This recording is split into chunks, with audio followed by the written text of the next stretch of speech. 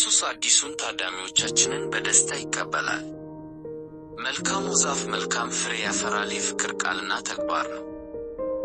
ልጆቼ ያለምንም ቅድመ ሁኔታ የአባቴን ፈቃድ ለማድረግ በሚፈልጉ በዓለም አቀፍ የወንድሞቼ እና እህቶቼ መንፈሳዊ ማህበረሰብ ውስጥ መደበኛ ያልሆነ የንስሐ ቡድን ቻኔል እንኳን ደህና መጣችሁ።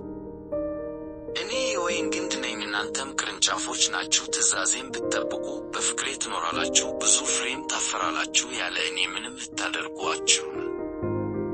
እንዲሁም በሰማይም ሆነ በምድር ማንም ሰው በወንጌሌና በትእዛዞቼ ውስጥ ካሉት ቃሎች ፍጹም ትክክለኛነት ከነጻ የማድረግ ሥልጣን እንደሌለው እምነትዎን እና ግንዛቤውን በደስታ እቀበላለሁ። ስለዚህ በአራተኛው ክፍለ ዘመን አካባቢ በስሜ ውስጥ በካቴኪዝም ውስጥ የቃላቶችን ትርጉም ለውጦችን ማስተዋወቅ የጀመሩት እረኞች አሳልፈው ሰጡን። ግን በሚያሳዝን ሁኔታ ከዚህ ኃጢአት ገና ንስሐ አልገቡም። ከዚህም በላይ በሐሰተኛ ትምህርቶች ከላይ እምነት የሚሰጡ እና የሚሰሩ የብዙዎችን ታማኝ መዳን እንኳን አደጋ ላይ ይጥሉ ነበር፣ በአካልም ሆነ የሌሎችን ጥፋት በማጽደቅ።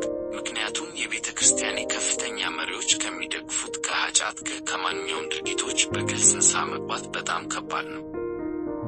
ነገር ግን በዚህ ተልእኮ የንስሐ መርሃ ግብር ውስጥ ያሉ ተሳታፊዎች ድምፄን እያዳመጡ ነው። እናም ከራሳቸው ኃጢአት ንስሐ መግባት ብቻ ሳይሆን የቃላቶችን ተአማኒነት በእጅጉ የጎዳውን የክርስቲያኖች ከየተረሳ ኪዬ ጋር አለመታዘዝም ጭምር ነው።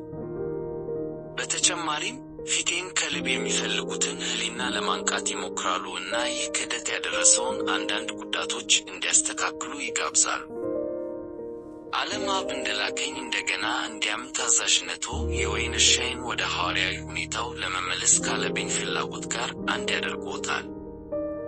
ልጆቼ ሆይ እኔ መልካም እረኛ ነኝና አይዟችሁ። ስለዚህ የተቀደሰ ልቤና የእናቴ ማርያም ንጹሕ ልብ አስተማማኝ መጠጊያው ናቸው።